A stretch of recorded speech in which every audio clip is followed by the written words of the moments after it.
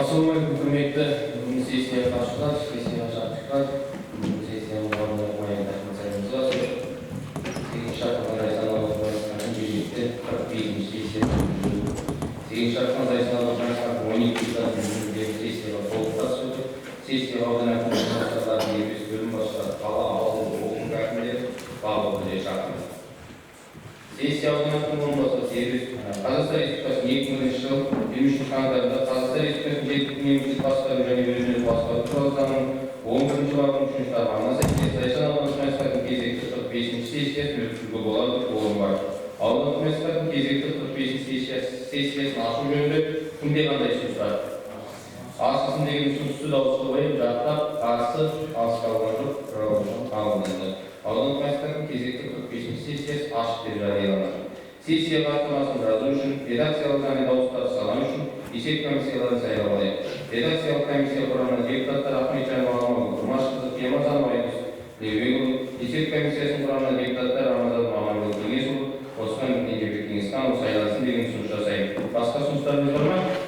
Жоқ болса ұсынылған депутаттар үшін дауыс беруді деп сұрағандар. Жақтап, қарсы, қалыс қалған жоқ, алынды. Сайланған депутаттар алдын қатарға отырғаны. Редакциялық комиссия сессия хаттамасын жүргізіп, есеп комиссия дауыстар саналып отырғанын сұрады. Бүгін сессияның күн тәртібін бекітіп алуымыз керек. Күн тәртібі туралы шешім туралы қолдарыңызда сессияның күн тәртібінде қандай ұсыныс бар? Бекітсін бе? Күн тәртібі бекітсін деген дауыс қойылып жақтап, қарсы, қалыс қалған жоқ, бірауыздан табылды. Сессия төмендегідей жұмыс регламенті ұсынылады. Күн тәртібі мәселелері бойынша баяндамашыларға 8-10 минут, әртүрлі мәселелер бойынша хабарламашыларға 5-8 минут, жарыс жүргізушілерге 5-8 минут, анықтама беру үшін сессия соңында 3 минут беріледі. Басқа ұсыныс бар ма? Жоқ болса, бұл сессия осындай жұмыс регламенті бекітсін деген ұсыныс дауысқа қоямын. Жақтап, қарсы, қалыс қалған жоқ, бірауыздан қабылданды. Құрметті депутаттар, күн тәртібіндегі бірінші мәселе бойынша аудан әкімінің оған жүктелген функциялар мен міндеттері орындау есебі туралы баяндама жасау үшін аудан әкімі Айрита Ахмет Сайлымқызы мінбеге шақырылады, сөз беріледі.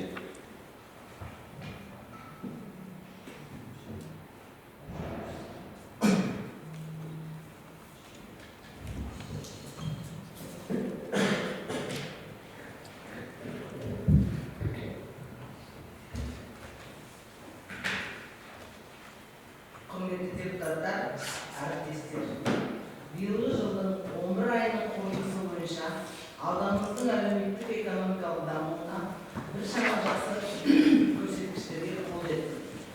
Жылды жақсы табыстармен аяқтауға толық мүмкіндігіміз бар. Атап айтсақ, ауданда 11 айда 34,4 миллиард теңгенің жалпы өнімдері өндірілді.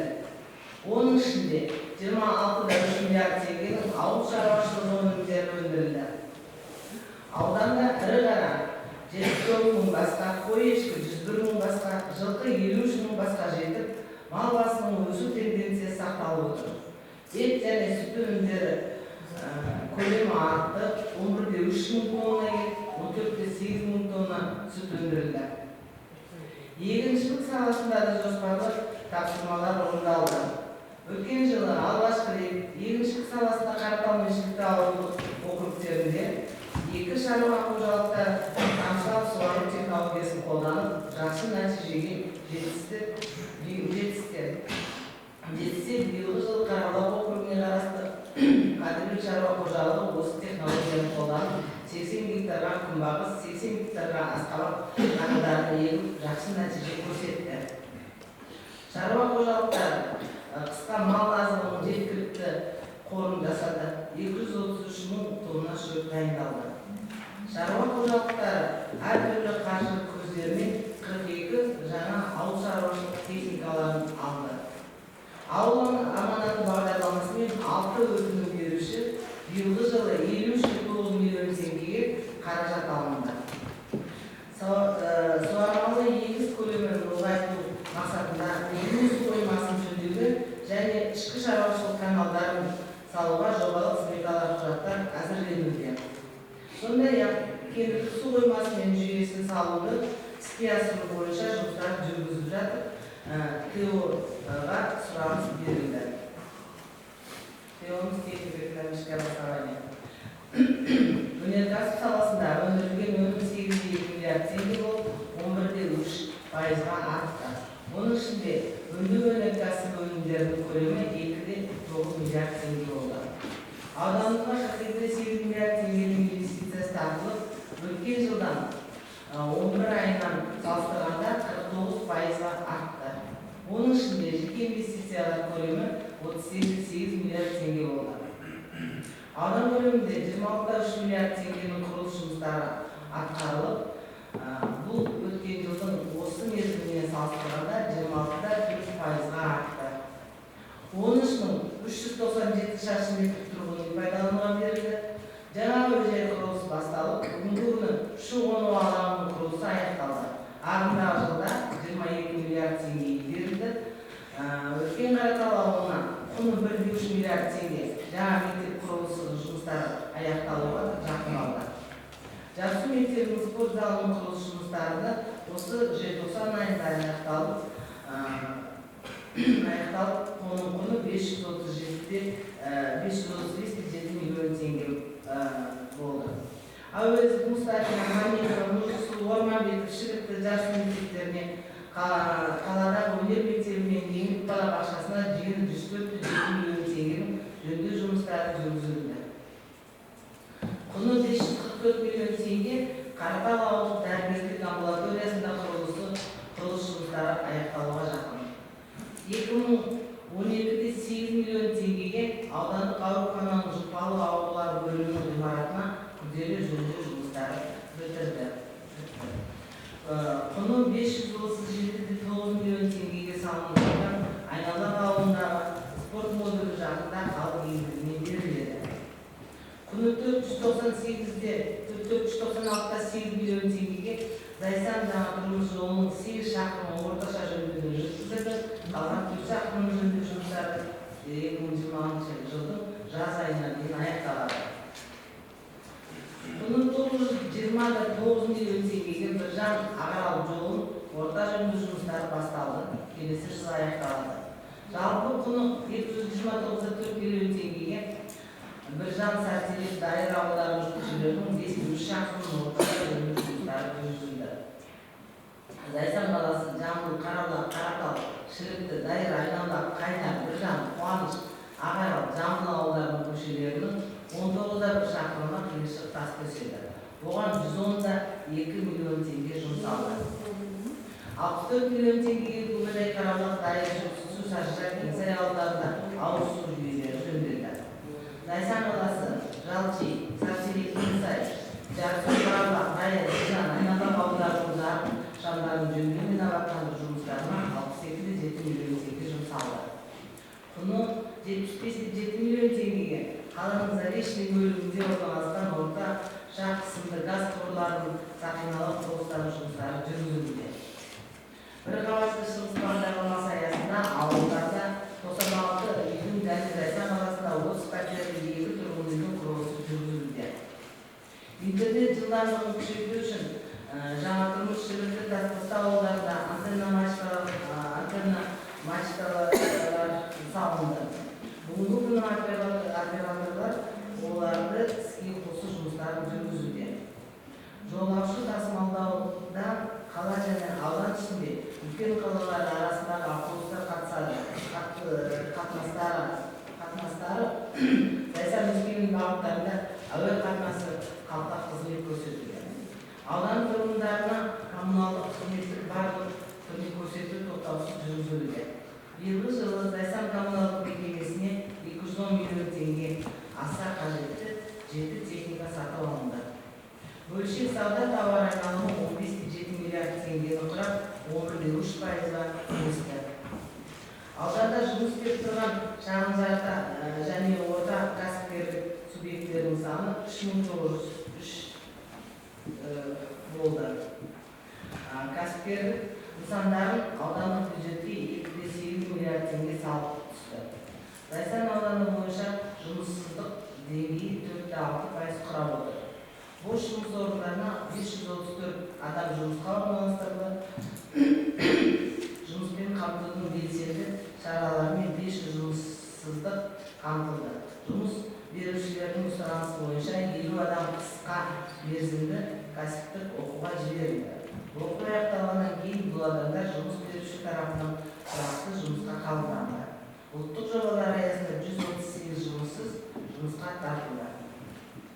Аудандағы аз қамтылған және басқа да санаттарға мұқтаж азаматтарға аудан бюджетінде қаралған әлеуметтік көмек көрсетудің барлық түрлері уақытында және толық көлемде беріліп отыр. 2025-26 оқу жылының бірінші тоқсанының аудан мектептері 61,5% сапамен аяқтады. Өткен жылдың бірінші тоқсанымен салыстырғанда 4,4%-ға артық. Үлгерім 100% болды. Биылғы жылы көпбалалы отбасылар тұратын жаңа мөлтек ауданда 300 орындық мектеп пайдалануға берілді. Оған 535 оқушы қабылданып білім алып отыр. Жекеменшік Алтай шын балабақшасының филиалы бақытты балдырған балабақшалары ашылып 225 бала қосымша балабақшамен қамтылды. Биыл мектеп бітірушілердің 77,8% жоғары оқу орындарына түсіп, оның ішінде мемлекеттік грант иелері 7,5% болды. Биылғы жұмысшы мамандықтар жылы аясында ауданда жұмысшы кадрдармен қамтамасыз етіліп отырған кәсіптік бөлім беру технология колледжі өзінің 80 жылдық мерейтойын атап өтті. Колледжде 7 түрлі мамандық бойынша 172 студенттер білім алуда. Аудандық демографиялық ахуалда тұрақты. Табиғи өсім оң динамикада. Есепті кезеңде ауданда 340 нәресте дүниеге келді. Биылғы жыл 3 маман, дәрігер-акушер-гинеколог және 2 жалпы тәжірибелі дәрігерлер мамандары жұмысқа қабылданды. Емдеу сауықтыру мекемелерінің материалдық техникасының базасы нығайып келді. Алдағы жылы Жалши, Бақасу елді мекендерінде медициналық пункттерде күрделі жөндеу жұмыстары жүргізілуге жоспарланып отыр. Ауданда мәдениет және спорт саласында жақсы жұмыстар атқарылуда. Көптеген спортшыларымыз халықаралық жарыста, республикалық, облыстық жарыста топ жарып келеді. Мәдениет нысандары өздерінің жұмыстарын жоспарлы жүргізіп, мерекелік мәдени шаралар кең көлемде өткізілуде. Ауданымызда туризм саласы жыл сайын алға дамып, демалуға алыс және жақын шетелден көптеген туристер келе бастады. Туризмді дамыту бұл табыс көзі, жаңа жұмыс орындары. Осы бағытта алдымызда үлкен жұмыстар тұр. Айғапшағай кеден бекетін қайта жаңғырту және көлік логистикалық орталығын салу жұмыстары жүргізілуде. Халыққа мемлекеттік қызмет көрсетуді жақсартудың бірінші кезектегі міндетіміздің бірі. Аудандық жергілікті атқарушы орган мемлекеттік қызметтің 54 түрін көрсетеді. 11 айда 4224 мемлекеттік қызмет көрсетілді. Аудан әкіміне 1793 өтініш түсіп, оның 892-сі қанағаттандырылып, 891-ге түсініктемелер берілді. 17 жеке қабылдау өткізіліп, 119 ауызша өтініш иесіне түсініктеме беріліп, 6 өтініш қанағаттандырылды. Аудан әкімдігі ауданындағы қоғамдық ұйымдармен, аудандық қоғамдық кеңеспен, мәслихат депутаттарымен бірлесе жұмыс жасап келеді. Әсіресе біздің келешегіміз жастар болғандықтан, жастар ресурстарының орталығымен жұмыс біздің басты назарымызда. Жастардың патриоттық рухқа тәрбиеленуі, жастар арасында қоғамдық тәртіпті сақтау, қылмыспен күрес жүргізуде аудан әкімдігі құқық қорғау органдарымен бірлесіп, заң мен тәртіп аясында жұмыс жасап отыр. Алдағы 2026 жылы іске асыруға жоспарланып отырған жұмыстарымыз туралы айтсақ, Сатпай елді мекенінің әуежай құрылысын толық аяқтап, халық игілігіне беру 60 миллиард теңге игеріледі. Үлкен Қаратау ауылындағы мектепті пайдалануға беру. Саржа ауылындағы мектеп құрылысын аяқтау, құны 550 миллион теңге. Зайсан қаласының Заречный бөліміндегі мектеп құрылысын бастау, құны 3,5 миллиард теңге. Зайсан технологиялық колледжі Маметова Қаратау мектептерінің ағымдағы жөндеу жұмыстары құны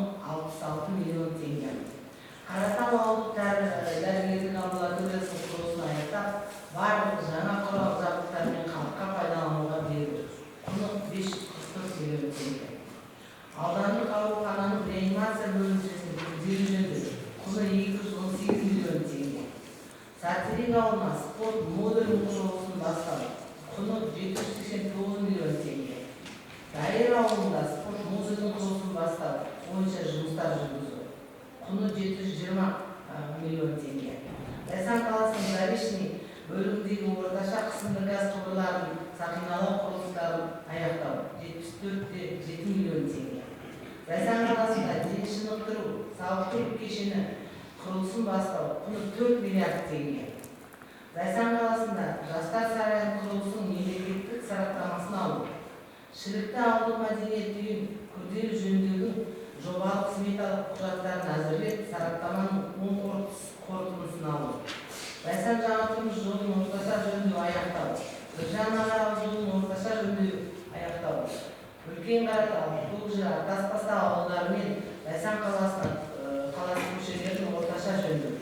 Айналақ, Көкжай, Шілікті ауылдарында балалар спорт алаңын орналастыру құны 48,9 миллион теңге. Біржан Қаратал, Дайыр ауылдарының көшелерін жарықтандыру құны 27,2 миллион теңге. Зайсан қаласында учаскелік полиция пунктін ашу құны 29,3 миллион теңге. Өрт сөндіру депосын құрылысының жобалық сметалық құжаттамасын әзірлеу. Зайсан қаласы көшелеріне қоқыс жинайтын контейнерлерді орнату құны 15 миллион теңге. 8 ауылды газдандыру мәселесін шешуде алда тұрған үлкен міндеттеріміздің бірі. Осы салынған және салу жоспарларын отырған әлеуметтік объектілердің барлығы сіздердің аудандық, облыстық, мәслихат депутаттарының сайлау алды бағдарламаларына міндеттелінген. Барлығы аудан халқының игілігі үшін жасалып жатқан жұмыстар. Сондықтан да алдағы уақытта сіздермен бірге ел игілігі үшін жұмыс жасай береміз деп ойлаймын. Алда келе жатқан жаңа жыл барлығымызға табыс әкелсін. Бастарыңызға амандық, дендеріңізге саулық, отбасыларына бақыт тілеймін. Назарларыңызға рахмет.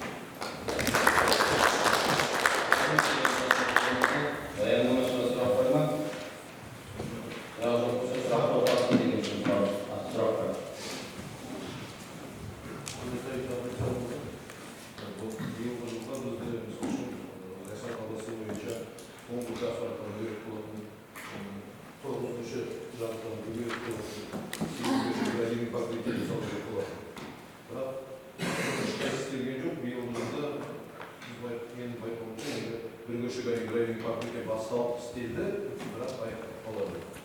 Ертең осы шаруалар сенімдер бар. Жақсы. Қаланың атымен сұрақ.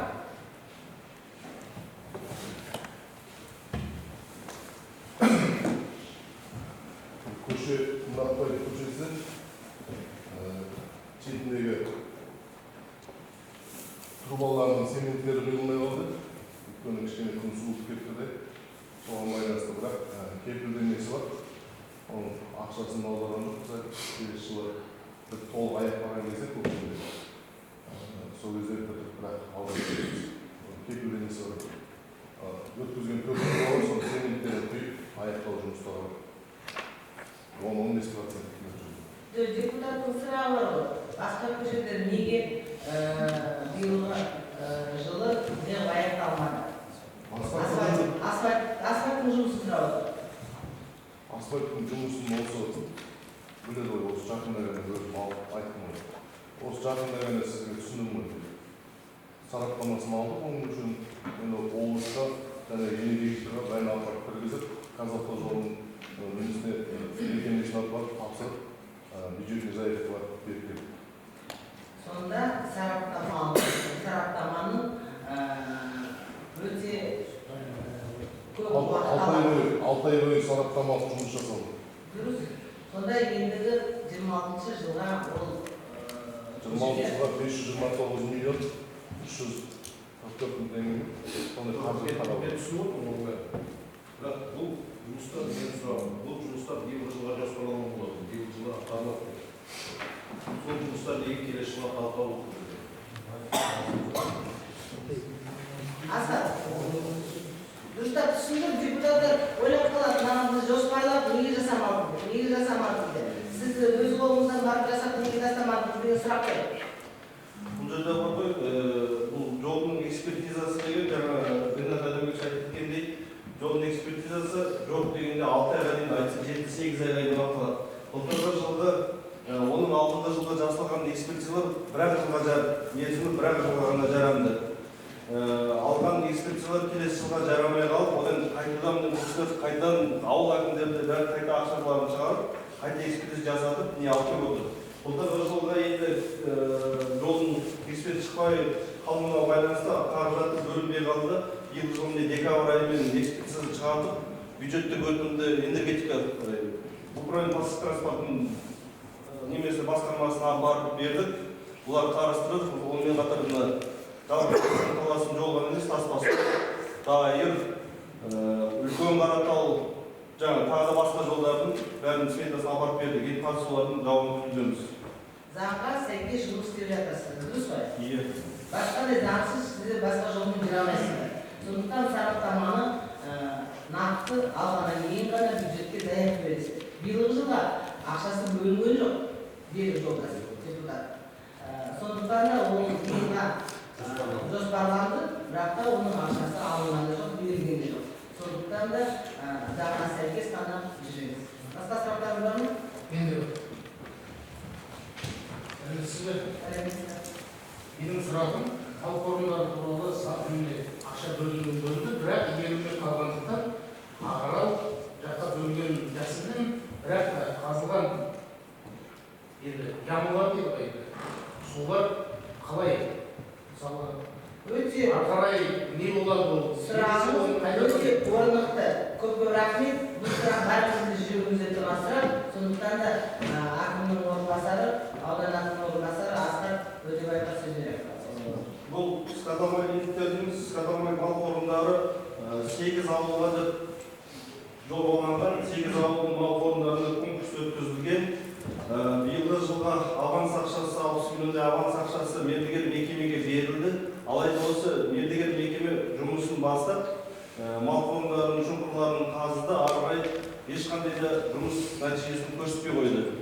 Сол себепті бұл мекемемен басында хат алмасып, одан ол хаттарға да жауап бермегеннен кейін бұл мекемені сотқа беріп бастадық. Бұл мекемені әлеуетсіз өнім беруші ретінде тануға және де келісімшартты бұзуға деп сотқа беріп бастадық. Өнім атылды.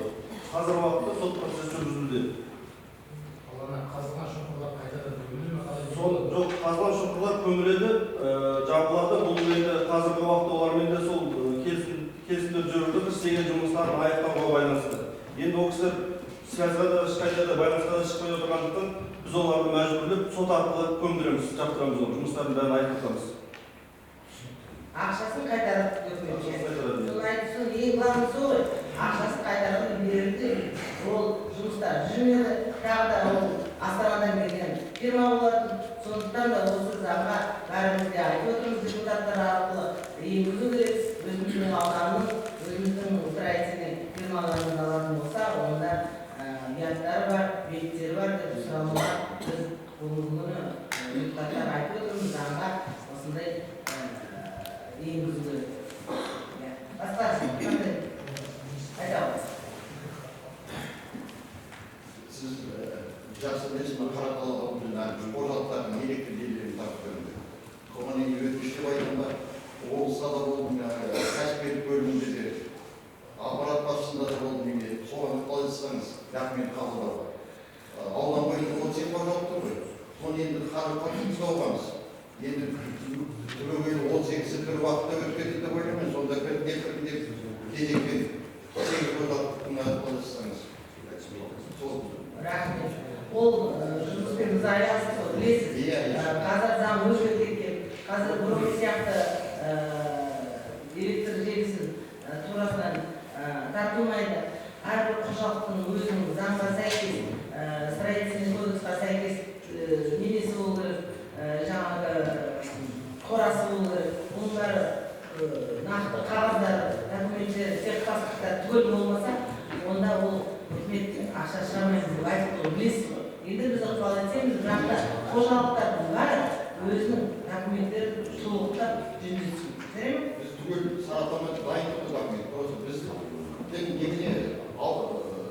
беріп бөлімін ауданға келіп біз негізсіз бастағанымыз жоқ.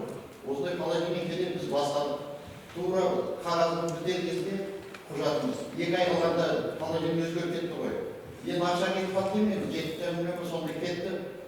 Ол мәселе ақшадан емес, қалдық сенің кетіп қалсын, қазір 7,8 қожалық бөліп сол жерде. Қалыптаса сол жерде ары қайта шығамыз көреміз. Қалыптан сонда тағы да басқа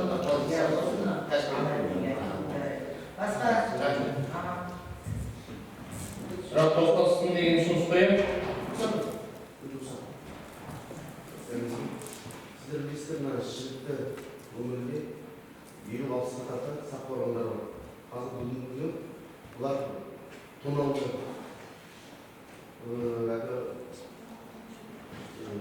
Айдаладағы қорғандардың тоналып кетіп тұр. Енді қазір ауылдың ішіндегі кішігірім қорғандар тоналып жатыр. Осыларды алда қалай сақтап қаламыз.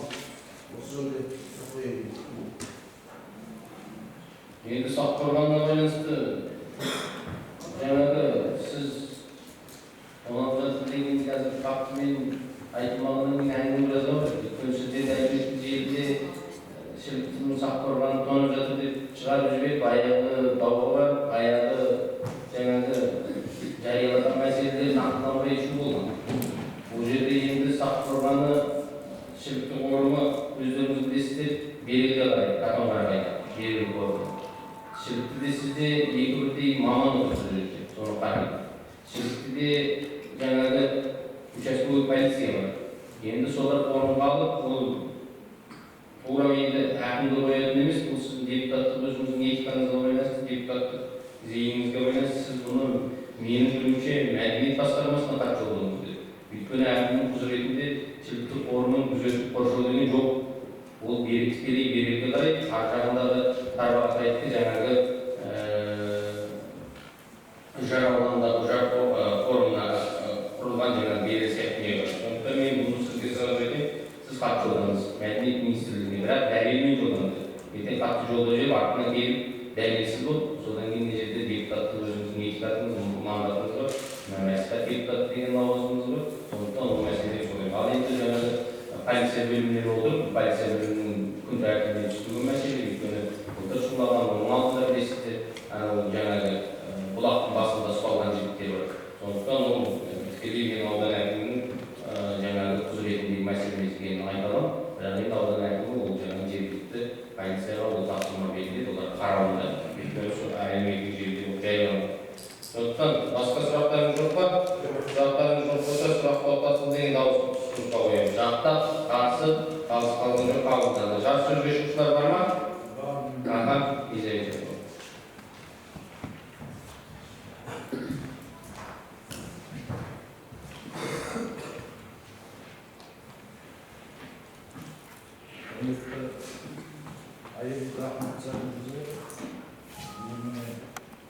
Аудан бөлімінде атқарылған жұмыстық есебіңізді беріп отырсыз. Біріншіден енді оған баға беруіміз керек. Негізінде мен халықтың өкілі болғандықтан, халық арасында көп болғандықтан, сіздің 1 жылдық жұмысыңызға жақсы деген баға береді. Себебін айтайын. Енді жаңа тұрмыс, жаңа тұрмыс жолын асфальттау салсам жаңа тұрмыс. Қолға алынғанына және де көптен бері халықтың арманын айтып келе жатқан мынау бір жағын Ақарал жолының биылғы құрылысы басталғанына бүкіл енді ауданның 90% қуанды деп ойлаймын. Неге десеңіз, сол ертістің жағасына енді бірер саған адам болмайтын шығар, бүкіл аудан сонда бармыз. Шөпті да сондан тасимыз, балықты да сондан аулаймыз. Бұл өте рахмет. Бүгінгі сізге де өткен жолмен сол жерде жұмыс басталғанға жақын ол сіз әкімнің аманлығына көрген үшін өте көп рахмет. Осындай үлкен жобалардың іске асып ауданымыздың экономикасына қамшы беріп жатқанын куәсі болып жүрміз. Оның бір себебі мен кейде әлеуметтік желіден оқимын, осы аэропорттың айтып берді. Аэропортқа инвестиция келіп, сол аэропорттың құрылысы басталғаны бүкіл аудан халқының әлеуметтік жағдайын үлкен әсер етті. Қаншама адам жұмыс істеп жүр. Ауылда бір осы адам көрмейсіз тақырып сөйлесең қайда жүрсің десең аэропортта жүрсің. Менің естуім бойынша енді нақты емес, сол жерде 127 жұмыс орны аштық. Бұл дегеніміз біреуіміздің бауырымыз, біреуіміздің ағамыз, біреуіміздің құда жекжатымыз сол жерде жұмысқа тұрады деген сөз. Оның өзі ол отбасылық жағдай, басқа әлеуметтік мәселелерді шешуге мәселе. Жәнегідей үлкен инвестициялық жобалардың келуі, жаңағы ағарат жолдардың салынуы, жаңағыдай келесі атқарылатын менің құрылысы үйдің кендір су қоймасына. Бұл ауданның халқына өте экономикалық жағынан, әлеуметтік жағынан өте үлкен әсер. Өйткені сол жерде жұмыс орындары ашты. Бұл жағынан осы халықтың ризашылығын жеткізуге отырмыз. Рахмет. Енді осы мәселеде жақсы ауданымыздың ары қарай дамып, жаңағыдай миллиардтардың инвестициялық жобаларын беріп, алда басылымнан бюджетке талдау жасап отырып, үнемі көрініп тұрып, ауданның бюджетке дамып келе жатыр. Енді бұл өте дамып көрсеткіші жоғары келе жатқанының белгісі. Ендігі мәселені тұрғын үйлердің шағын ауылға барып шешілген туралы. Бұл жерде мен әкімдерге Асланға айтқам, Саржарда осы жерде кісі жоқ, үй салмайды. Болмай отырып билікке айтып төрт жібергізді. Ал енді Саржарда қазір үйге тағас болып жатыр. Мен дағымды сыймағым, қайнардан 6 пәтер салып еді, онда да сайсаннан не 2 отбасы көп балалы отбасы сол жерге көшіп баратын болды. Бұл деген мен әкімдерге айтамын, бұл халыққа мотивация беру керек. Жоқ деп жүргенмен ешқандай жұмыс атқармай ол егер келу керек. Ертең сол жердегі мектеп сақталса, жаңағыдай тұрғын үйде халық саны өзінен-өз тұрақтанып, ауылға адамдар көшіп барады. Бұл жерде кезекте жоқ деген әңгімені ұмыту керек деп айтқым келеді, жергілікті әкімдерге. Бұны енді өткен жол жаңа тұрмысқа барғанда кездесуде тұрғын үй сұрап жатыр. Былтыр бір үй салайын, уже халық сұраныс пайда болды. Сонда уже мектепте енді осы ары қарайда әлеуметтік жағдайларын жақсартып ойластыруымыз керек. Енді негізінен көшелер жөндеу, жарықтандыру мәселелері аудандық бюджеттен шешіліп жатыр. Жаңа келешекте де осы ауданда жаңағы ауылдарға тұрғын үй салуды жалғастыруымыз керек. Осыған сұраныс өте біздің айналатын өзімен қазір 62 адам кезекте. Тұрғын үйде ауылға тұрамыз деген. Зайсанда болып кезекте тұрғандар ауылға көшкісіге біздің азамыз алды. Үй барған. Осындай даму көрсеткіштеріне халықпен үлкен наразымын. Енді мен депутат болғаннан бері көтеріп жүрген мәселенің 26-28 мына нақтылау бюджетінде қарастырылса, соған ықпал етсеңіз деп ойлаймын. Бірінші мынау халық сатымсыз деген ауыл бар. Енді ауыл халқының сөзімен айтқанда тірі әкімдігі ит қуанды. Бір ағалардың өзіміз бар, өзіміз сондай ауыл барын көрдіңіз енді. Сіздің кінәңіз жоқ кезінде билік ауылды атауын қойып, бірақ ол жерде 15 миллион қоныстаған. Осы Талдысақтың ауыз су мәселесін шешу. Талдыға енді жарық мәселесі қасынан интернет барды, қалдырмалы сіз жақындап деген бұрын сұраудан болмаған. Енді осы мәселені келесі осы бюджетті нақтылау кезінде облыстық бюджет алған бюджеттерді назар аударуды сұраймыз, және құзыретімізді сұраймыз. Бұл жерде Қасқажол деген мәселе қанша жыл айтып келе жатыр. Қасқажолдың мәселесінің жөндеу өте үлкен аудан үшін өте қажет нәрсе. Біріншіден Зайсан халқының тасқын судан қауіпсіздігін сақтау керек. Екіншіден жаңа туризмді дамып жатқанда жаңағыдай үшіншіден халықтың ақыл жаңағыдай асфальт жолға шығу үшін жайлы болу керек. Осы мақсатта мен Ринатқа 26 жылға қаражат қарастырып отыр екен 15 миллион. Мен өзі разы болдым. Кеше ана Болат ағаны апарып Ринат бар, біздің ауылдың әкімі Айбек бар, специалистер бар, Қасымовты барып көріп айтып, ақылдасып, ардақ белгілерін қалай істеуге болады деген сияқты. Мен осы қаражатты аздау болып, осыдан сіз ауданның өзіңіздің резервтік қорыңыздан болғанда, ары сол жол аяқсыз қалып қалмай, басталайын деп тұрған сәтті аяқталуына тоқталып жұмыс сұрайды. Одан кейін мәселе Қайдар ауылында бірінші Қайдар ауылы дейміз. Көпір бар бізде. Бүкіл халықтың арыз арманы бар. Жинап отырып қол қойып берген. Көпір ешкімнің балансында жоқ, кезінде стандартқа сай емес, жай шаруашылық басшысымен су алып секірін басшысы болат ағамыз болған, соның келісімімен салынды. Оның жағдайы қазір өте нашарлап кетті. Көпірдің тесік техника жүру мүмкін болмай бастады. Жаяу жүретін жүргінші жолы жоқ.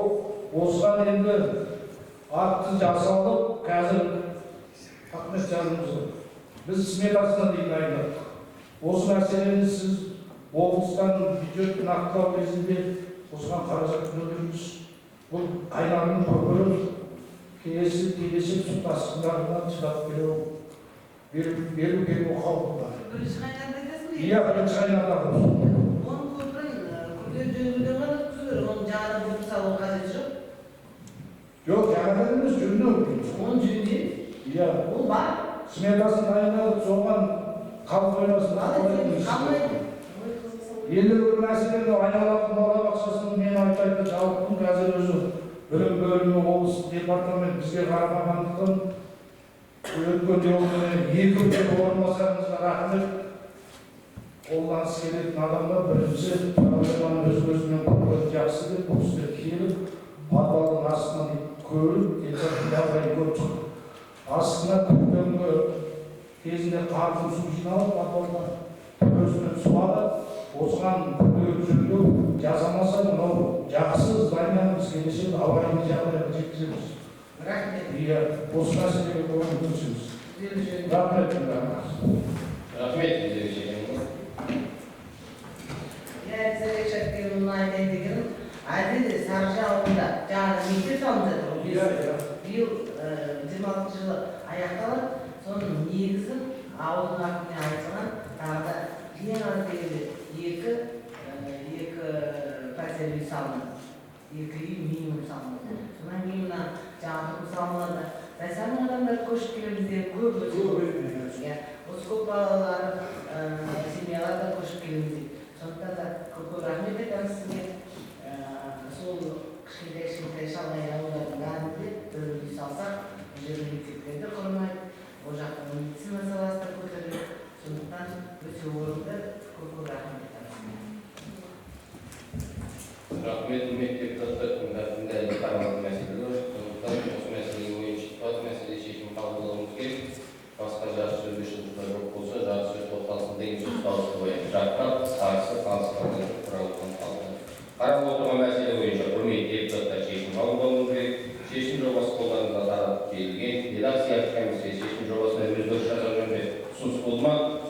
Жоқ болса, осы шешім жобасы қабылдансын деген сөз дауыспен жақтап, қарсы, қалыс қалған жоқ. Бір ауылдың шешім жобасы қабылданды. Күн тәртібіндегі екінші мәселе 2026-2028 жылдарға арналған Зайсан ауданының бюджеті туралы баяндама жасау үшін ауданның экономика және қаржы бөлімінің басшысы Қылышкенова Ғалима Кенжебаеваның önüne шақырылады. Сөз беріледі. Құрметті депутаттар, баяндама тұрақты комиссия отырысында тыңдалған баяндама қайта тыңдалу қажеттілігі бар ма? Жоқ болса, баяндама тоқтатсын деген сөз дауыс қойып, жақтап, қарсы, қалыс қалған жоқ, қабылданды. Баяндамашыға кімде қандай сұрақтар сұрақ бар ма? Жоқ болса, сұрақ тоқтатсын деген сөз дауыс қойып, жақтап, қарсы, қалыс қалған жоқ, бірауыздан қабылданды. Ғалима Кенжебаев орныңызға отыруға болады. Құрметті депутаттар, осы мәселе бойынша жарты сөзге шығушылар бар ма? Жоқ болса, жарты сөз тоқтатсын деген сөз дауыс қойып, жақтап, қарсы, қалыс қалған жоқ, бірауыздан қабылданды. Қаралып отырған мәселе бойынша құрметті депутаттар шешім қабылдауымыз керек. Шешім жобасы қолдарыңызға таратылып берілген. Редакциялық комиссия шешім жобасына өзгеріс жасау жөнінде ұсыныстар болды ма? Жоқ болса, құрметті депутаттар, осы шешім жобасы қабылдансын деген ұсыныс дауыс қоямын. Жақтап, қарсы, қалыс қалған жоқ, бірауыздан шешім жобасы қабылданды. Күн тәртібіндегі үшінші мәселе Зайсан аудандық мәслихатының жұмысы туралы баяндама жасауға рұқсат етіңіздер.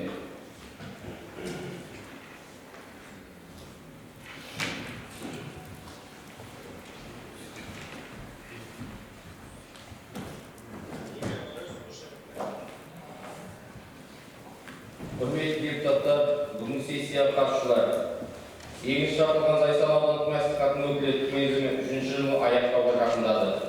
Қазіргі заманда дүниежүзілік қарама-қайшылықтарға, сын-қатерлерге толы болса да, еліміз өзінің бейбіт даму мақсатында сыртқы басты бағыты етіп қойып, тұрақты түрде алға қарай дамып келеді.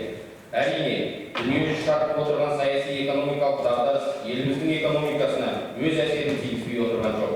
Инфляция, бағаның өсуі біздің елімізге де біраз қиыншылықтар тудырып, халықтың әлеуметтік жағдайына әсерін тигізіп отыр.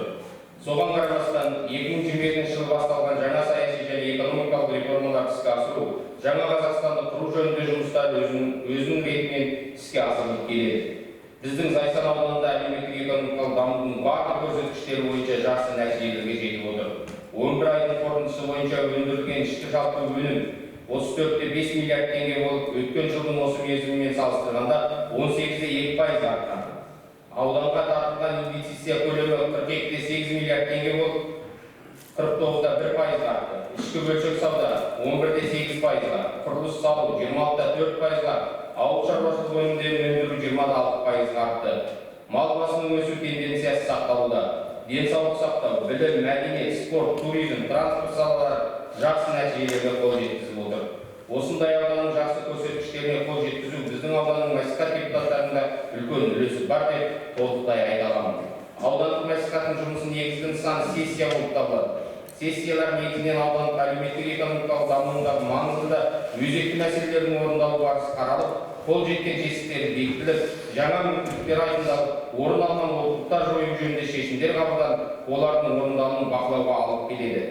Аудандық мәслихат сессиясында қаралған мәселелерге жыл соңында қорытындылап, аудан тұрғындарының алдында есеп беру біздің заңды міндеттеріміздің бірі. 2025 жылы көлемінде бүгінгі сессияға қосқанда 4 кезекті, 10 кезектен тыс сессиялар өткізіліп, онда 98 үлкендікшілі мәселелер қалып, тиісінше 98 шешімдер қабылданды. Оның 61-і нормативтік құқықтық шешімдер.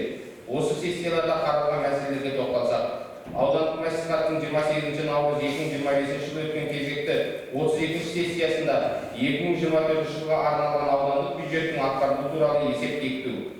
Аудандық экономика және қаржы бөлімінің басшысы Галима Кенжебаева Қожекерова баяндамасы және ШФО бойынша тексеру комиссиясының мүшесі Данияр Болатбекұлы Қасеновтың қосымша баяндамасы тыңдалып, аудандық бюджеттің орындалуы жөнінде жылдық есеп бекітілді.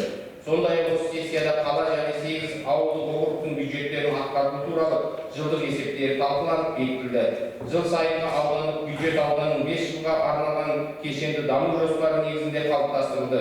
Сондықтан да бюджеттердің атқарылуымен бірге Зайсан ауданының 2020-2024 жылдарға арналған кешенді даму жоспарының орындалуы туралы аудан әкімінің орынбасары Нұрғали Нұрбекқызы Қабидолдинаның баяндамасы тыңдалды. Аудандық мәслихат депутаттары кешенді даму жоспарының орындалуын мақұлдап, алдағы жылдарға жасалынған кешенді даму жоспарының өз ұсыныстарын жасады. Ауданымыз ауыл шаруашылық аудан, сондықтан да ауыл шаруашылығының даму барысы аудандық мәслихаттың үнемі назарында. Осы сессияда Зайсан ауданының ауыл шаруашылығын дамыту, атқарылып жатқан жұмыстары және көктемге егіс дайындықтары барысы туралы аудандық ауыл шаруашылық және кәсіпкерлік бөлім басшысы Қайрат Нәбиұлы Каримовтың баяндамасы тыңдалды. Атқарылып жатқан жұмыстармен бірге орын алған кемшіліктер, пайдаланылмай жатқан мүмкіндіктері атап көрсетіліп, бұл саладағы жұмыстардың жаңа деңгейін көтеру бөлім басшысына тапсырылды. Аудан тұрғындары әртүрлі мақсаттарда жерді пайдалануға беру және пайдалану, бос жатқан жерлерді қайтара алу бүгінгі күннің өзекті мәселелерінің бірі.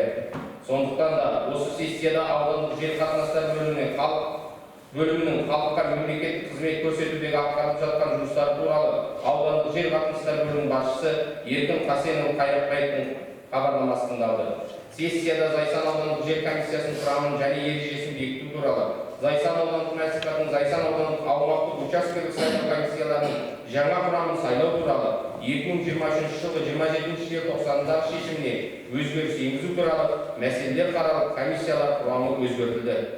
Аудандық мәслихат халықтың осал топтарына әртүрлі әлеуметтік көмек көрсету жөнінде ережелер мен қағидаларды бекітіп отырып, сессияда Зайсан аудандық мәслихаттың әлеуметтік көмек көрсетудің мөлшерлемелерін белгілеудің және мұқтаж азаматтар жекелеген санаттарының тізбесін айқындаудың қағидаларын бекіту туралы 2024 жылғы 23 мамырында шешіміне өзгерістер енгізу туралы Зайсан аудандық мәслихаттың 2024 жылғы 26 маусымындағы Зайсан ауданы бойынша тұрғын үй сертификаттарының мөлшерін және оларды алушылар санаттарының тізбесін айқындау туралы шешіміне өзгеріс енгізу туралы мәселелер қарап нормативтік құқықтық шешімдер қабылданды. 2025 жылдың 30 сәуірінде аудандық мәслихаттың кезектен тыс сессиясы өткізіліп, Зайсан аудандық мәслихаттың 2024 жылғы 25 желтоқсандағы 2025-2027 жылдарға арналған Зайсан ауданының бюджет туралы шешімдеріне өзгерістер мен толықтырулар енгізу туралы мәселе қаралып, аудан бюджеті нақтыланды. Алдыңғы жылға аудан бюджетінің өз кірісінен асыра орындалуына байланысты түскен 139 миллион 147 мың теңге бюджеттің пайдалануынан бос қалдығы әлеуметтік салаларға бөлінді. Аудан бюджетінің кіріс жағы 5 миллион 133 мың 794 теңге, шығыс жағы 4 миллион 968 мың 318 теңге болып бекітілді. 12 мамырда 2025 жылдың аудандық мәслихаттың кезектен тыс сессиясы өткізіліп, қала және 8 ауылдық округ әкімдерінің 2025 жылға арналған бюджеттерін нақтылау бекітілді.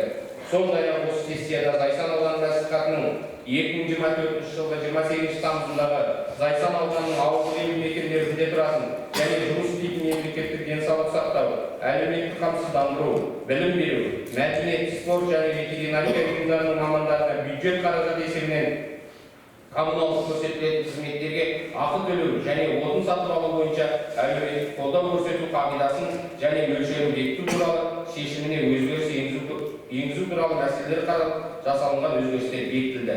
Зайсан қаласы тұрғындарына жасыл желектен жаз кезінде бақша сумен қамтамасыз ету өзекті мәселелердің бірі болып табылады. Осы сессияда Зайсан қаласы бойынша бақшалық сумен қамтылу жағдайы туралы Зайсан қаласының әкімі Ринат Әділбекұлы Дауысатовтың ақпараттарын тыңдалып, қаланың бақшалық сумен қамтамасыз ету жақсарту ұсынылды. Көп балалы отбасыларға арналып бұрын салынған пәтерлерде орын алған кемшіліктерді жою жөнінде атқарылған жұмыстардың қорытындысын тыңдау мақсатында осы сессияда бір қабатты шығыс өңірлік бағдарламасы аясында атқарылып жатқан жұмыстар туралы Зайсан ауданының әкімінің орынбасары Данияр Серікұлы Серіковтің және аудандық тұрғын үй коммуналдық шаруашылық көлігі және автомобиль жолдар бөлімінің басшысы Әли Маратұлы Жұмағалиевтің хабарламасы тыңдалып, келешекте осы бағыттағы жұмыстарды уақытылы, сапалы атқарылу тапсырылды. 27 мамыр 2025 жылы аудандық мәслихаттың кезектен тыс сессиясы өткізіліп, Зайсан ауданы бойынша 2025 жылға арналған кондоминиум объектісін басқару және кондоминиум объектісінің ортақ мүлкін күтіп ұстауға арналған шығыстардың ең төменгі мөлшерін бекіту туралы мәселе қаралып, шығыстардың ең төменгі мөлшері бекітілді. Сондай-ақ осы сессияда Зайсан ауданы мәслихаттың 2020 жылғы 31 наурызындағы аудан әкімінің дербес құрамын бекіту туралы шешіміне өзгерістер енгізу туралы мәселе қаралып, әкімдіктің дербес құрамына жасалған өзгерістер бекітілді. 23 маусым 2025 жылы өткен аудандық мәслихаттың кезектен тыс сессиясында жоғарғы бюджеттен трансферттер түсуіне байланысты аудандық бюджеттерге жасалған нақтылаулар бекітілді. Бір қабатты шығыс бағдарламасын жалғастыруда 1 миллиард 689 миллион теңге, Біржан ауылындағы көпірді жөндеуге 28 миллион 271 мың теңге қаражат бөлінді. Аудандық бюджеттің кірістер жағы 5 миллион 270 мың 673 теңгеге, шығыстар жағы 5 миллион 105 мың 197 теңге болып бекітілді. 24 маусым 2025 жылы аудандық мәслихаттың кезектен тыс сессиясы өткізіліп, аудандық бюджетке жасалынған нақтылауға байланысты қала және ауылдық округ бюджеттерінде жүргізілген тиісті нақтылаулар бекітілді. Осы сессияда Айнабұлақ және Бақасу ауылдарының көше атауларын қайта атау жөнінде Шығыс Қазақстан облысы бойынша ономастикалық комиссияның қарауына жасалынған ұсыныстар шешімі бекітілді. Сессия соңында сондай-ақ Зайсан ауданы бойынша коммуналдық мүлікті жалдаған, жалға алынған, жалға алу үшін жалға алу төлем ақысының мөлшерлемесі келісілді. 25 тамыз 2025 жылы аудандық мәслихаттың кезектен тыс сессиясы өткізіліп, жаңадан қала және ауылдық округ әкімдерінің сайлауына байланысты Зайсан аудандық мәслихаттың Зайсан аудандық жер комиссиясының құрамын және ережесін бекіту туралы 2025 жылғы 28 наурызындағы шешіміне өзгерістер енгізу туралы мәселе қаралып, комиссия құрамына өзгерістер жасалынды. Комиссия құрамына жаңадан сайланған қала және ауылдық округ әкімдері енгізілді. 9 қыркүйек 2025 жылы аудандық мәслихаттың кезекті 39 сессиясы өткізілді. Сессияда қоғамдық тәртіпті сақтау және қылмысқа қарсы күрес жүргізу атқарылып жатқан жұмыстар туралы Зайсан аудандық полиция бөлімінің жергілікті полиция қызмет бөлімшесінің бастығы Дарын Қыдырханұлы Құлжыновтың баяндамасы тыңдалды. Зайсан аудандық полиция бөліміне ауданда жол көлік оқиғаларының алдын алу жұмыстарын жақсарту, мал бағасының қымбаттауына байланысты мал ауруына қарсы профилактикалық жұмыстарды күшейту, жасөспірімдер арасында тәртіп бұзушылықтың алдын алу мақсатында қоғаммен және тиісті мемлекеттік мекемелермен бірлескен жұмыстарды қамтамасыз ету ұсынылды. Сессияда Зайсан ауданының аумағында кәсіпкерлік қызмет пен инвестициялық ахуалды қамту үшін жағдай жасау атқарылып жатқан жұмыстар туралы Зайсан ауданының кәсіпкерлік және ауыл шаруашылық бөлім басшысы Қайрат Нәбиұлы Кәримовтің баяндамасы тыңдалды. Мемлекеттік бағдарламалар шеңберінде кәсіпкерлерге берілетін көмектер мен жеңілдіктер жөнінде оларды үнемі ақпараттандыру, оларды алуға көмек жасау бойынша жұмыстарды жақсарту аудандық кәсіпкерлік және ауыл шаруашылық бөліміне және қала ауыл округ әкімдеріне тапсырылды. Сессияда Зайсан ауданы Қазақстан Республикасының көлік саласындағы заңнамасына сәйкес жолаушылар тасымалын ұйымдастыру атқарылып жатқан жұмыстары туралы аудан әкімінің орынбасары Асхат Арынғазыұлы Өтебаевтың хабарламасы тыңдалды. Зайсан ауданының тұрғын үй коммуналдық шаруашылығы, жолаушы көлік және автомобиль жолдары бөлімінің аудандық бюджет тарапынан субсидиялық жолаушылар тасымалдайтын кәсіпкердің халыққа сапалы және тоқтаусыз қызмет көрсетуіне қатаң бақылап, олардың автобус паркіне жаңалап отыруын, жасанды интеллект элементтерін қолдануды біртіндеп енгізу үнемі назарда ұстап отыру ұсынылды. Сондай-ақ ауданшылық және қалашылық жолаушылар тасымалдау маршрутының жолдарында үнемі қауіпсіз және жақсы жағдай болуын, аялдамалардың жайлы болуын, жол белгілерінің толық болып, бағдаршамдардың тұрақты жұмыс істеуін қамтамасыз ету қала және ауыл округ әкімдеріне ұсынылды. Сессияда Зайсан қаласының әкімі Ринат Ахметұлы Тауасаровтың оған жүктелген функциялары мен міндеттерін орындаудағы есебі тыңдалды. Халыққа мал дәрігерлік қызмет көрсету атқарылып жатқан жұмыстары туралы Шығыс Қазақстан облысы ветеринария басқармасының Зайсан бет шаруашылық жүргізу құқығындағы коммуналдық мемлекеттік кәсіпорынның директоры Қамбар Кәкімов Шилібаевтың баяндамасы тыңдалды. Кәсіпорын басшысына халыққа мал дәрігерлік қызмет көрсетуде аурудың алдын алу, емдеу, бірдейлендіру жөніндегі халық арасында түсінік жұмыстарын жақсарту ұсынылды. Сондай-ақ Зайсан ауданының кәсіпкерлік және ауыл шаруашылық бөліміне, қала және ауыл округ әкімдеріне ветеринарлық шаралардың атқарылуын үнемі назарда ұстау, мал қорымдарының сібір жарасы көмірлерінің жағдайларын талапқа сай болуына, аудан ішінде мал қозғалысының ветеринарлық талаптарға сай жүргізуін цифрландыруды қамтамасыз ету тапсырылды. Сессияда Зайсан ауданының мемлекеттік жастар саясатын іске асыруда атқарылып жатқан жұмыстары туралы Зайсан аудандық ішкі саясат бөлімінің басшысы Мұрат Дүйсенбаеваның баяндамасы тыңдалды.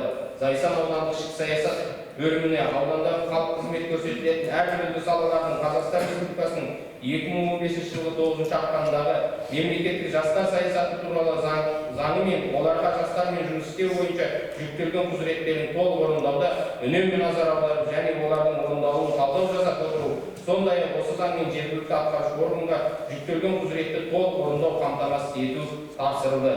Сондай-ақ аудандық ішкі саясат бөлімі Зайсан ауданы бойынша білім бөлімімен бірлесіп жастарға әскери патриоттық тәрбие беруге, ауданда атқарылып жатқан жұмыстардың ақпараттандыру, ауданда болашақта іске қосылатын үлкен әуежайдың жұмысына қатысты қажетті мамандар, диспетчер, аудармашы, жүк қабылдаушы, өрт сөндіру тағы басқа да мамандықтар бойынша жастар арасында ақпарат түсіндіру жұмысын жүргізу ұсынылды.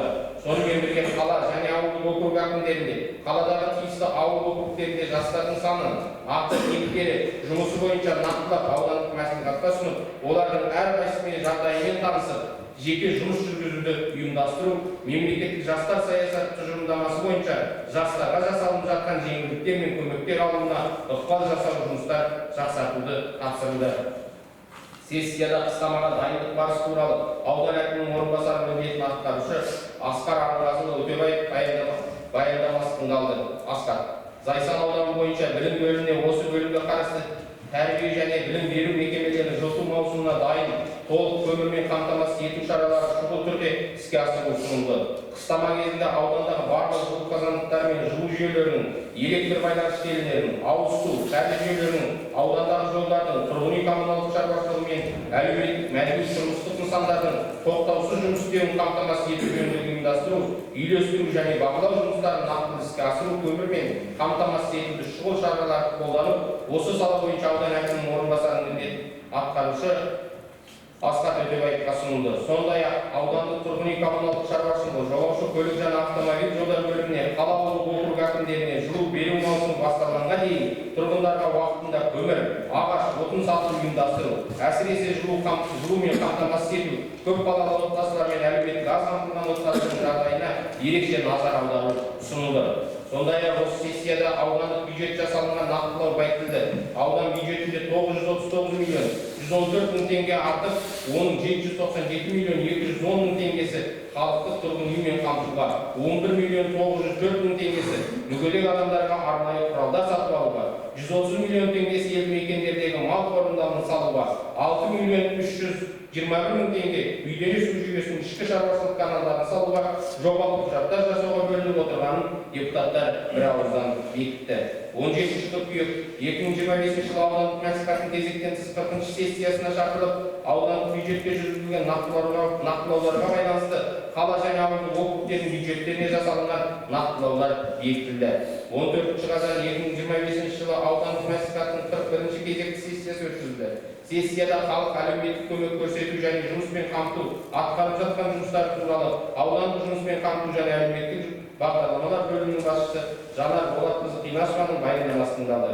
Зайсан аудандық жұмыспен қамту және әлеуметтік бағдарламалар бөліміне, қала және ауылдық округ әкімдеріне бірлесе отырып, Қазақстан Республикасының әлеуметтік кодексінің көрсетілген аудандық жергілікті атқарушы органның құзыретіне толық және сапалы орындау, халықты жұмыспен қамту мәселелері жөніндегі аудандық комиссияның жұмысын жандандыру, құрылыс жұмыстары аяқталуға таяу аудан арқылы өтетін республикалық маңызы бар жол құрылысының жұмыстарында жүрген жұмысшылардың келешекте жұмыспен қамтамасыз ету жөнінде шаралар жоспарын жасауға басты назарға алынсын тапсырмалар берілді.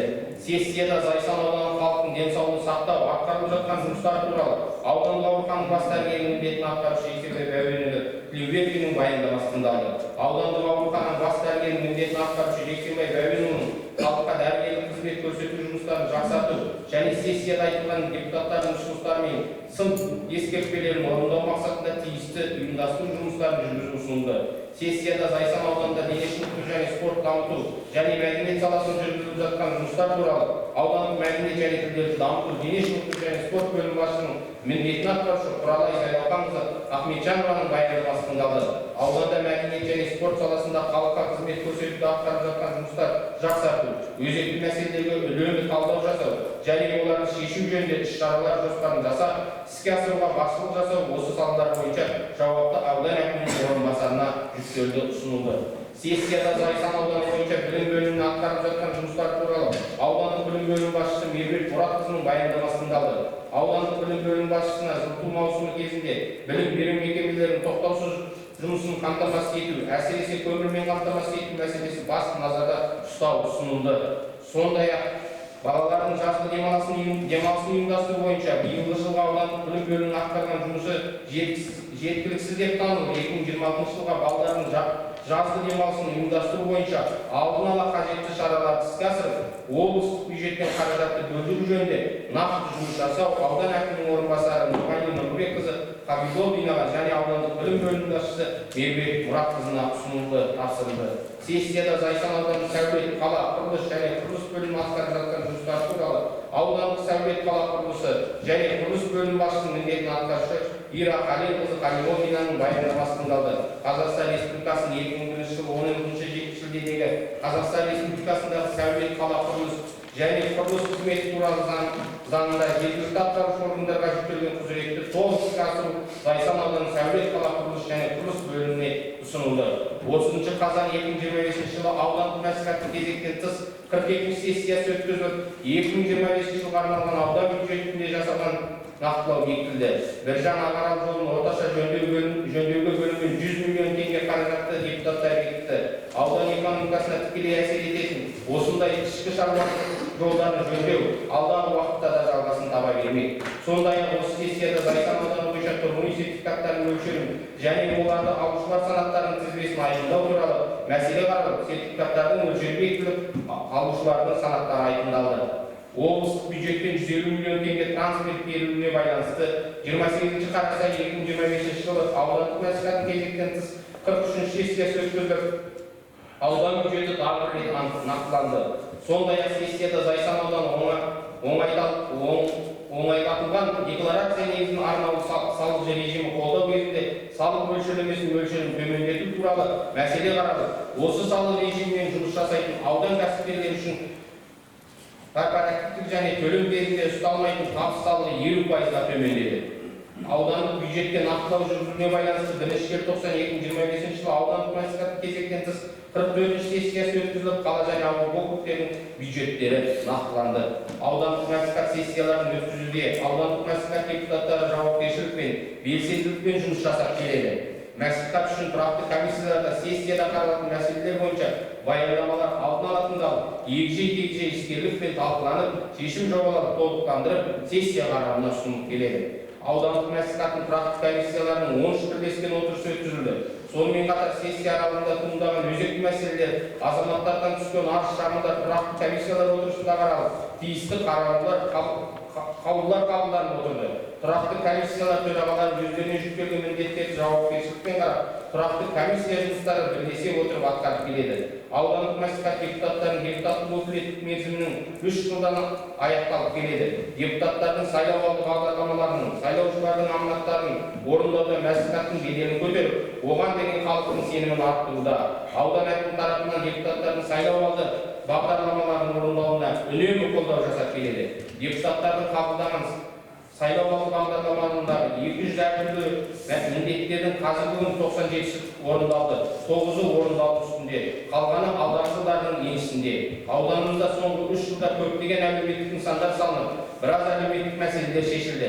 Бюджет қаражатының тапшылығына қарамастан биылғы жылда осы үрдіс жалғасын табуда. Айнабұлақ, Жарсу ауылдарында 2 бірдей спорт модулінің құрылыстары жүргізілуде. Сауыр Өлтек ауданында 300 орындық мектеп пайдалануға берілді. Үлкен Қаратал, Саржыға ауылдарында жаңа мектептің ғимараттары салынуда. Ауданда бір жылда 3 мектептің құрылысының жүргізілуі бұрын-соңды болмаған жағдай. Зайсан Жаңатұрғыш жолының орташа жөндеу жұмыстары келесі жылға дейін аяқталады деп күтілуде. Майқапшағай Қалбатау республикалық жолы пайдалануға беріліп, бір кездегі жол қиындықтары артта қалды. Бір қабатты шығыс бағдарламасымен 66 пәтер, Зайсан қаласында 30 пәтер үйдің құрылыс жұмыстары аяқталып, пайдалануға беріліп, халық игілігінде. Қаратал ауылындағы дәрігерлік емхананың құрылыс жұмыстары да аяқталуға жақын. Қала және ауыл елді мекендерде көше жолдарын мүмкіндігінше жөнделіп жарықтанып жатыр. Алдағы жылда да қаржы тапшылығына қарамастан басқа да әлеуметтік нысандардың салу жұмыстары мүмкіндігінше жалғасын таба бермек.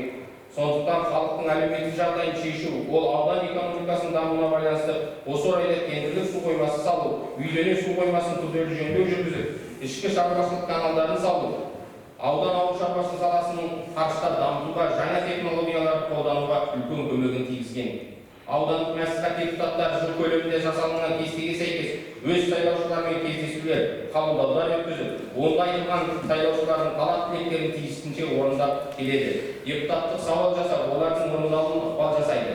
Олардың орындалуы мәслихат аппараты арқылы есепке алынып, уақытында жауап беріледі. Аудандық мәслихаттың депутаттары аудан халқының талап-тілектеріне байланысты 107 депутаттық сауал жолдаған.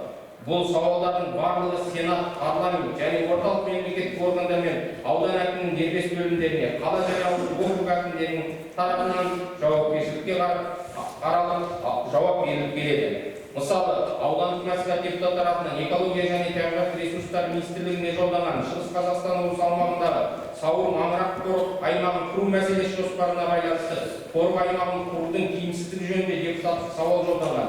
Нәтижесінде Сауыр маңырақ қорық аймағын құру мәселесі биоәкімдік тұжырымдамасы іске асыру жөнінде іс-қимыл жоспарынан алынып тасталынды. Аудандық мәслихаттың депутаттары халықпен кері байланыс орнату тиімді тәсілдерін пайдалануда. Бұл тұрғыда аудандық мәслихаттың ресми сайты, Facebook, әлеуметтік желілеріндегі парақшаларда жұмыс істейді. Мәслихаттың барлық депутаттары заман ағымына қалмай, өз жеке парақшаларын ашып, онда өз жұмыстары туралы ақпараттарды сайлаушыларына қоғамға жеткізуде.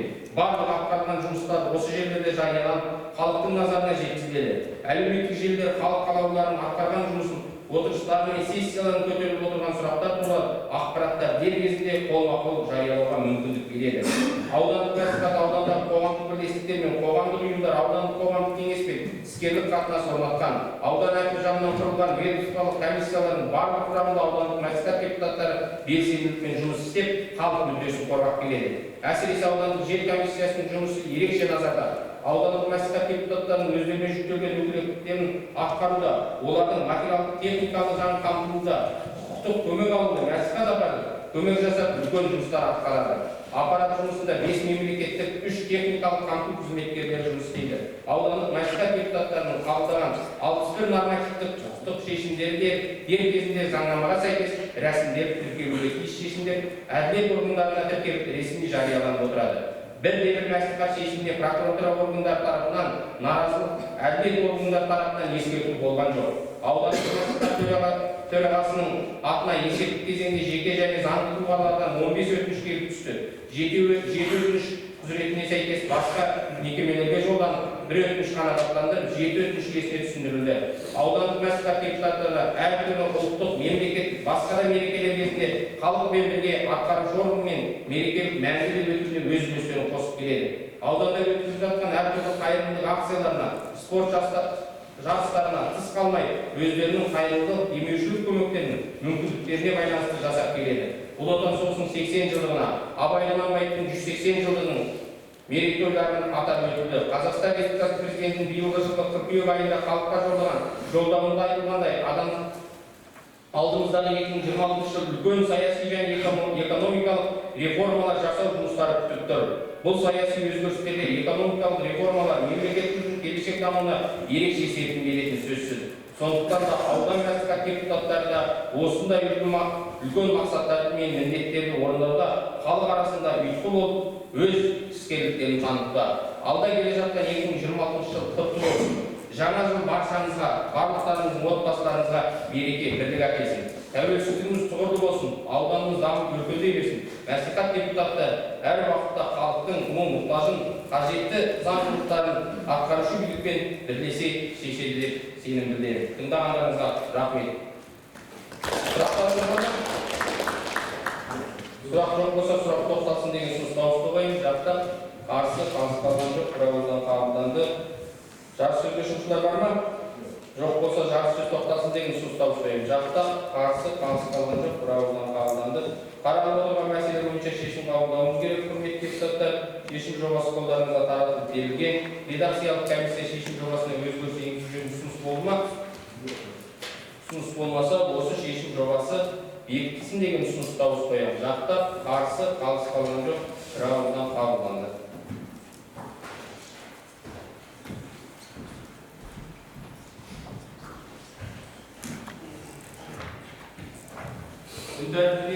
Келесі мәселе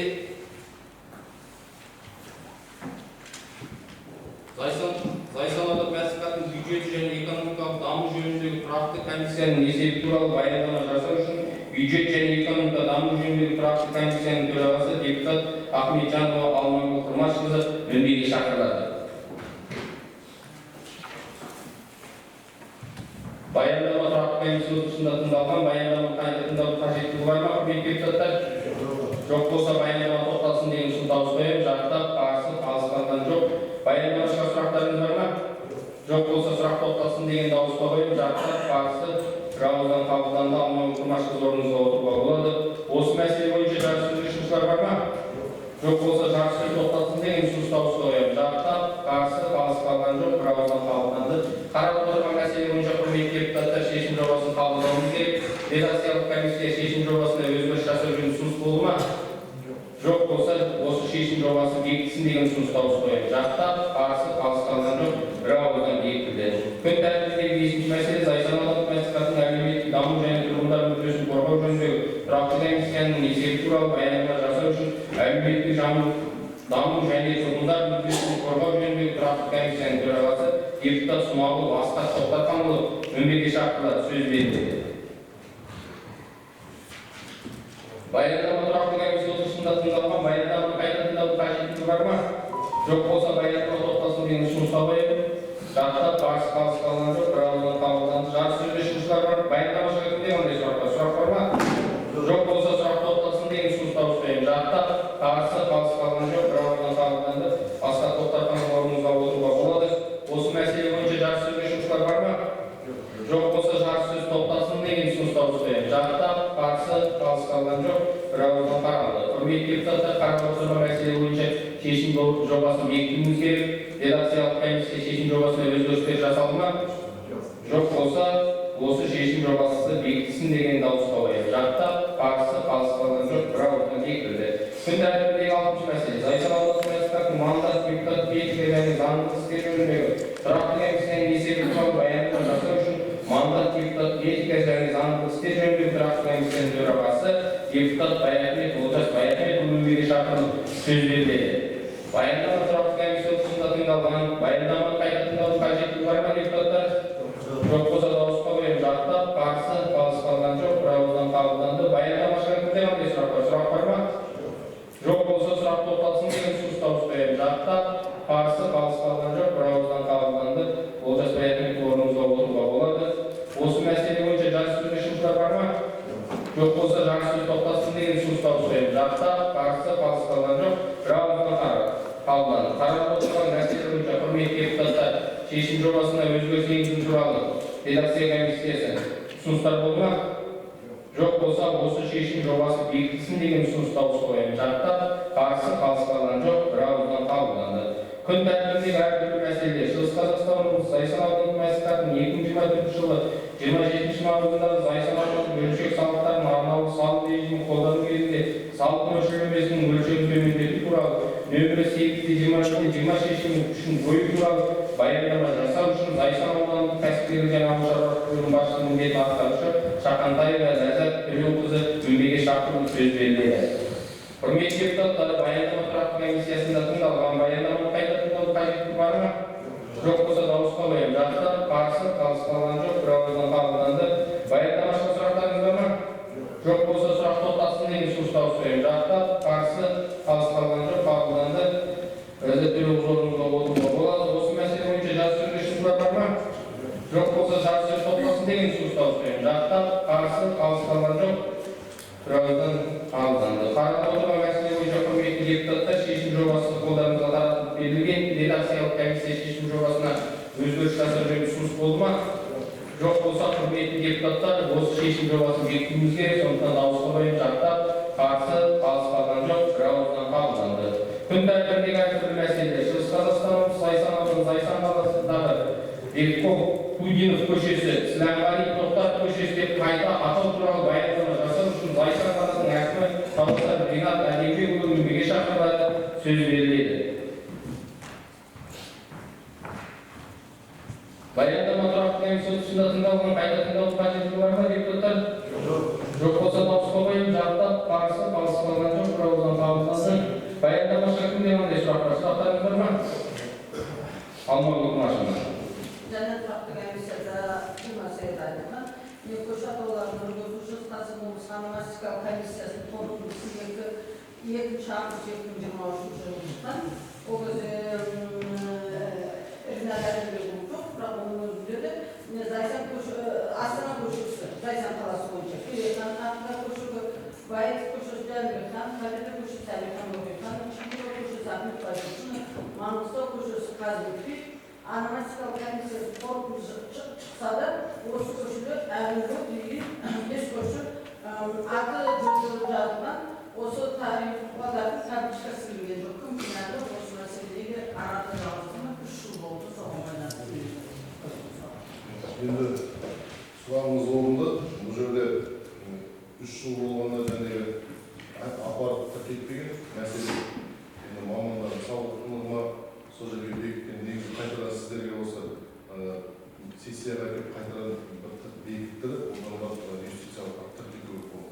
Бұл жәнегі мәселе қазір 2026-ның бұйырса сіздердің алғашқы сессияларыңызға ұсынамызға деген болып жоспар тұр. Осы Сіләмғали Тоқтар көшесі бізге келсек, бірақ және көшелердің бәрі.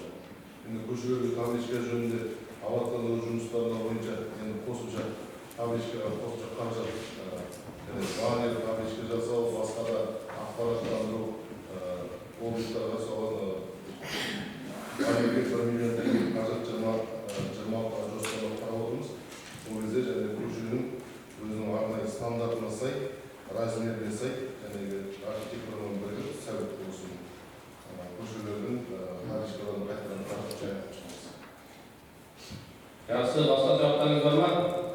Жоқ болса сұрақ тоқталсын деген ұсыныстар қойып жақтап, қарсы қалыс қалған жоқ қабылданды, жинақ әдеби орынды отыруға болады. Осы мәселе бойынша жарыс сөйлеушілер бар ма? Жоқ болса жарыс сөз тоқталсын деген ұсынысқа қойылды. Жақтап, қарсы қалыс қалған жоқ қабылданды. Құрметті депутаттар, қаралып отырған мәселе бойынша шешім қабылдануы керек. Шешім жобасы қолдарыңызға таратылып берілген. Редакциялық комиссия шешім жобасына өзгеріс жасау жөнінде ұсыныс болды ма? Жоқ болса осы шешім жобасы бекітілсін деген ұсыныстар қойылды. Жақтап, қарсы қалыс қалған жоқ, бірауыздан бекітілді. 8-ші шартқа Зайсан аудандық мәслихаттың кезекті 45-ші сессиясының күн тәртібінде ұсынылған мәселелер толығымен қаралып, шешімдер қабылданды. Сессия барысында жаңғыртуға белгілер бар ма? Жоқ болса, сөз Зайсан ауданының әкімі Айли Ахметсайымқызына беріледі. Құрметті депутаттар, құрметті әріптестер, білесіздер, Зайсан ауданына уақытша главный врачтың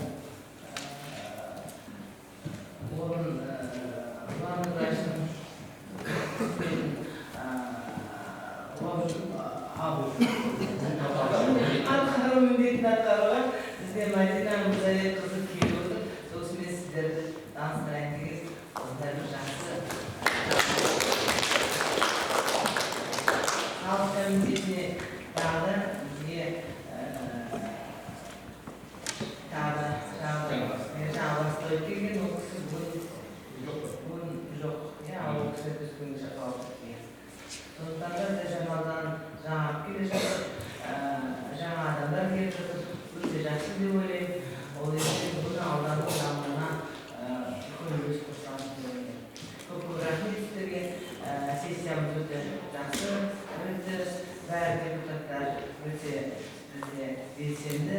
Бәрі отбасыларыңызға тек қана жақсылық амандық тілеймін. Жаңа жыл құтты болсын келе жатқан. Ендігі 26 жыл Зайсан ауданынан бір үлкен жаңалықтар әкеліп, Зайсан ауданының бірінші орынға шығыс қазақстан облысында шығарына тілектеспін.